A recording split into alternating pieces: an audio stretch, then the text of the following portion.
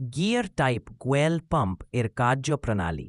এই পাম্প সাধারণত হাউজিং দুইটি gear shaft inlet port outlet port নিয়ে গঠিত।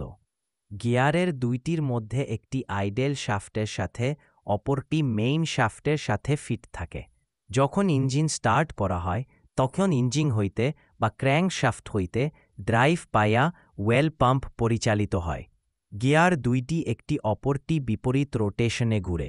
গিয়ার দুইটি ঘূর্ণয়নের ফলে একটি দাঁত যখন অপর গিয়ারের পকেট হইতে সরিয়া যায় উক্ত স্থানে ভলিউম বেশি হয় এবং প্রেসার কম হয়। ভলিউম বেশি হওয়ার কারণে সেকশনের সৃষ্টি হয়। উক্ত সেকশনের ওয়েল ইনলেট পোর্টের মাধ্যমে পাম্পের ভিতরে প্রবেশ করে।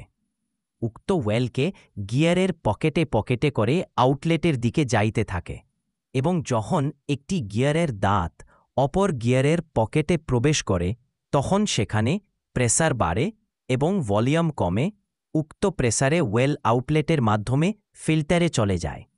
যখন ওয়েলের প্রেসার বৃদ্ধি পায় পিআরভিকে ওপেন করে ওয়েল সাম্পে চলে যায়। এই ভাবে ওয়েল পাম্প কাজ করে।